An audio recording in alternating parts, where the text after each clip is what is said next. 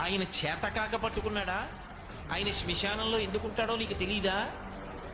ఆయన శ్మశానంలో ఎందుకుంటాడు అంటే, చచ్చిపోయేటంత వరకు అక్కర్లేని చోట్ల అన్నింటిలోనూ తిరిగి ఎన్నడూ శ్మశానానికి వెళ్ళని వాడు చచ్చిపోయిన తర్వాత కాళ్ళు చేతులు కట్టి కొత్త కర్రల మీద పట్టుకెళ్ళి తీసుకెళ్లి దహించేస్తే వాడిలో ఉన్న జీవుడే పైకి లేచి ఒక్కడు నిలబడి ఏడుస్తుంటే ప్రదోష వేళ అయిపోయిన తర్వాత కొడుకు కూడా పక్కన లేకుండా అందరూ ఇంటికి వెళ్ళిపోతే అయ్యో నాది నాదనుకున్న ఈ శరీరం కూడా కాలిపోయిందని ఏడుస్తుంటే చచ్చిపోయిన వాడు ఇంకొక మాట చచ్చిపోకుండా ఉండడానికి ఓదార్చడానికి నాన్నవాడు ఒక్కడక్కడ ఉండడని నేనున్నాను పార్వతి అని చెప్పాడు మహాభారతం అనుశాసనిక పర్వంలో. సభలో అంతమంది ఉంటే ఒక్కడు శివుని ఇల్లాలు అమ్మవారు వచ్చిందని అన్నవాడు లేడు.